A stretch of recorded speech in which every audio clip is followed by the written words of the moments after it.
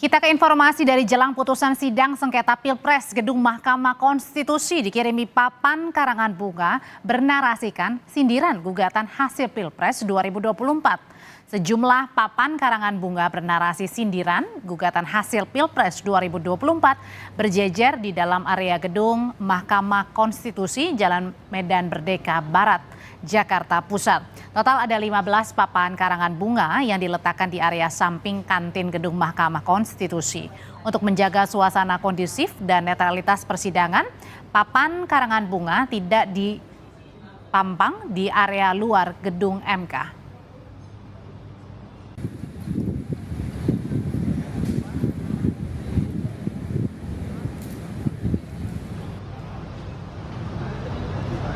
Terkait belasan papan karangan bunga yang memenuhi area dalam gedung MK, juru bicara MK Fajar Laksono justru berterima kasih dan menganggap sebagai apresiasi.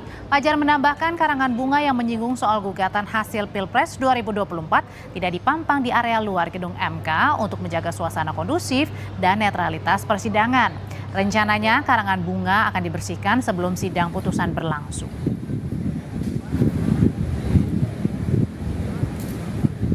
Kita terima kasih kepada seluruh pihak yang berkirim karangan bunga kepada kita, itu bentuk apresiasi kepada Mahkamah Konstitusi. Tapi untuk menjaga independensi Hakim Konstitusi, menjaga netralitas ini suasana persidangan termasuk di luar persidangan, maka itu tidak kita pajang, tapi kita simpan, tapi tetap kita posisikan sebagai sebuah apresiasi gitu ya. Sementara jelang sidang putusan sengketa Pilpres, masih ada sejumlah pihak yang menyampaikan amicus curiae, namun hanya 14 yang akan didalami hakim. Alasannya ada mekanisme pembatasan agar tak mengganggu proses pembahasan hingga pengambilan keputusan. 14 amicus curiae yang didalami adalah yang masuk sebelum tenggat waktu 16 April 2024 pukul 4 sore. Meski didalami, namun juru bicara MK Fajar Laksono menegaskan tidak semua amicus curiae akan menjadi bahan pertimbangan hakim.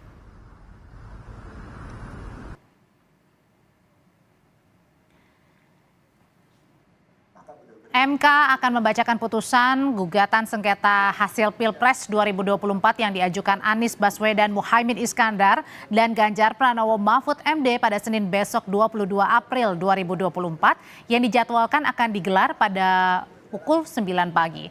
Adapun sejak tanggal 16 hingga 21 April 2024, Hakim Konstitusi ini melangsungkan rapat permusyawaratan hakim atau RPH guna memutus perkara tersebut. Dan MK juga telah menerima puluhan amicus curiae yang diajukan berbagai pihak. Putusan atas gugatan perselisihan hasil pemilihan umum Presiden dan Wakil Presiden 2024 akan dibacakan pada Senin pagi 22 April 2024.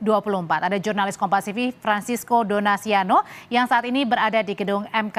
Sisko, jadi bagaimana dengan penjagaan jelang sidang putusan sengketa Senin besok? Adakah mungkin rekayasa lalu lintas yang akan diberlakukan mulai besok?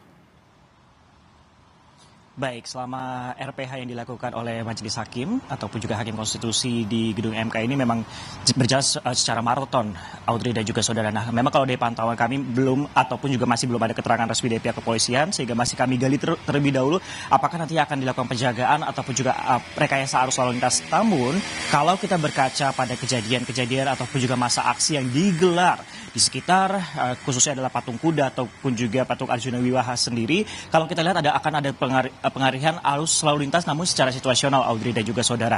Pembatasannya kalau kita berdasarkan pada masa aksi tersebut, Audrey dan juga saudara, ini akan dilakukan biasanya pembatasan dengan penutupan jalan dengan menggunakan beton seperti itu. Nanti juga terdapat kawat berduri untuk menghalau masa aksi ataupun juga pergerakan eskalasi masyarakat yang akan menuju ke gedung MK pada hari Senin nanti ataupun juga yang direncanakan pada pembacaan putusan pada tanggal 22 atau pada pukul 9 pagi nanti atau 9 pagi pada hari Senin. Sehingga ini masih kami gali informasinya apakah akan ada rekayasa lalu lintas ataupun juga tidak. Apabila memang akan ada rekayasa lalu lintas, berarti untuk Jalan Medan Merdeka Barat ataupun juga di sepanjang jalan yang berada di depan Mahkamah Konstitusi ini bisa jadi atau secara situasional akan dilakukan pengalihan arus lalu lintas untuk mencegah ataupun juga menghindari, meminimalisir aksi-aksi ataupun juga masa aksi untuk bergerak ke arah Mahkamah Konstitusi. Nah, terkait dengan sterilisasi juga, kalau kita pantau untuk di Mahkamah Konstitusinya saja atau dalam internalnya saja, Audrey dan juga saudara, ini juga untuk akses masuk yang biasanya ini ada 4 lajur kendaraan yang bisa berjalan seperti itu di Medan Merdeka Barat. Namun untuk di pintu masuknya ini juga dibatasi oleh pagar beton seperti itu dengan kawat berduri untuk meminimalisir kendaraan yang kemudian masuk, ataupun bahkan di bagian dalamnya sendiri untuk akses masuk lift ini juga diperketat hingga dari lantai 1 hingga lantai 15, karena lantai 16 ini digunakan untuk RPH Majelis Hakim. Sehingga itulah sejumlah pembatasan ataupun juga sterilisasi yang dilakukan baik dari pihak kepolisian ataupun dari internal jelang setidaknya 40 jam lagi kalau berdasarkan juga jadwal pada hari Senin pukul 9 pagi. Sehingga ini yang masih kami nantikan bagaimana apakah berjalan secara kondusif ataupun juga atau tidak. Ini kita akan lihat bagaimana eskalasinya nanti akan terjadi pada hari Senin. Audrey. Sisko, ini kan ada puluhan amicus curiae yang diserahkan, tapi 14 saja yang diterima. Sebenarnya seberapa besar amicus curiae ini bisa memengaruhi keyakinan hakim dalam mengambil keputusan? Ya, ini juga cukup menarik sebenarnya Audrey dan juga saudara terkait dengan amicus curiae ataupun juga surat dari sahabat pengadilan. Total setidaknya yang sudah diterima itu hampir mencapai 50 untuk surat dari sahabat pengadilan. Namun kalau berdasarkan keterangan dari juru bicara MK yaitu Fajar Laksono hanya setidaknya 14 saja kemudian yang akan dibawa dalam rapat pemusyawaratan hakim untuk ditelaah lebih lanjut. Nah, apakah ini akan mempengaruhi secara utuh ataupun juga nantinya akan dibacakan pada sidang putusan seperti itu, ini tidak dijelaskan oleh jubir MK. Fajar Laksono ini tidak akan dibacakan dalam sidang putusan, namun bisa jadi bahan pertimbangan. Ini kembali lagi semuanya menjadi otoritas dari hakim MK. Adapun dari 14 ini kami akan bacakan 2 saja, kemudian yang akan menjadi bahan pertimbangan yaitu mulai dari surat amicus curiae dari Megawati Soekarno Putri dan juga Hasto Kristianto, dan juga dari mantan pimpinan KPK itu Bushro Mukodas dan juga Saud Sitomorang dan juga teman-temannya. Inilah kemudian 14 kemudian yang kemudian yang dijelaskan ataupun juga yang dijelaskan Fajar Laksono ataupun juru bicara MK yang akan dibacakan seperti itu.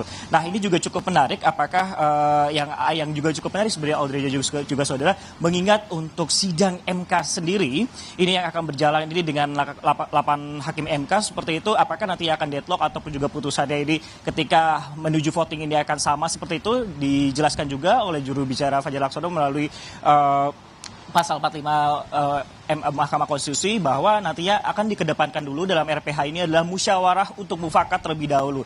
Ini akan bisa berjalan ataupun juga deadlock seperti itu akan bisa berjalan setidaknya 2 kali. Apabila tidak mencapai musyawarah mufakat maka voting yang akan dikedepankan. Apabila kemudian voting ini mengingat juga jumlah dari hakim konstitusi ini berjumlah 8, ini akan kemudian